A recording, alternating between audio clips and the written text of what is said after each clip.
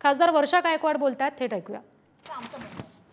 सुरुवात थोडी करू इच्छिते कारण मी त्या ठिकाणी गेले त्यावेळेला इलेक्शन कॅम्पेनमध्ये मी बोलले होते की त्यावेळेला एका भाजपच्या मोठ्या नेत्याची नजर त्यावेळेला त्या जागेवर पडली होती. मी त्यांचा त्यावेळी नावाचा उल्लेख केला होता, आज करू इच्छित नाही कारण आज ती जमीन त्यांच्या हातातून पण गेलेली आहे. एका मोठ्या भाजपच्या नेत्याची नजर पडली. मग माननीय मुख्यमंत्र्यांनी त्या ठिकाणी अर्बन डेव्हलपमेंट डिपार्टमेंटच्या माध्यमातून त्या ठिकाणी MMRDAच्या माध्यमातून एक विकास प्राधिकरण मंडळ केलं आणि प्लॅन असा होता की मिनी BKC त्या ठिकाणी करायचं.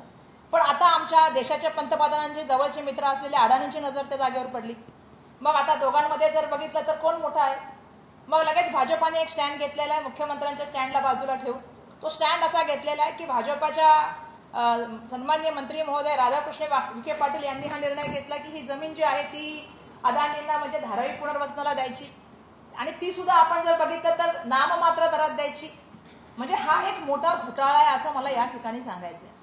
आणि मला एक गोष्ट स्पष्ट करायची की हे सगळं करत असताना याच्यामध्ये कुठलं प्रोसिजर फॉलो केलं गेलं का. या जमिनी जे तुम्ही देत चाललाय याच्यासाठी काही कायदे आहेत, काही रूल आहेत, त्याचं तुम्ही पालन करताय का. मी स्पेसिफिकली सांगू इच्छिते की the Maharashtra land revenue disposal of government land rule 1971 याच्या अंतर्गत जर बघितलं तर या जमिनींची तुम्ही देत असताना किंवा विल्हेवाट लावत असताना काही प्रोसिजर आहे ज्याच्यामध्ये तुम्हाला ऍडव्हर्टाइजमेंट दिली पाहिजे. तिथल्या कन्सर्न कलेक्टर असेल त्यांनी ती जागा का दिली पाहिजे याच्याबद्दल त्यांनी मेन्शन केलं पाहिजे. मग प्रस्ताव सरकारकडे गेला पाहिजे आणि सरकारने त्या प्रस्तावावरती निर्णय घेतला पाहिजे.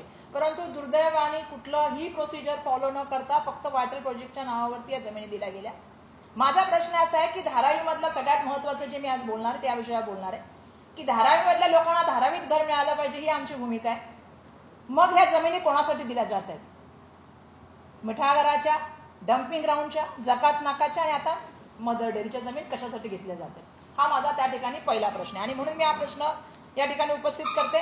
आता मला तर कन्फ्यूज झालंय की मुख्यमंत्र्यांची ऑर्डर महत्वाची की भाजपाच्या मंत्र्यांची ऑर्डर महत्वाची आणि देशाचे पंतप्रधानांचे मित्र असल्यामुळे यांच्यासाठी पर्सनली कुठली ऑर्डर निघणार ही महत्वाची.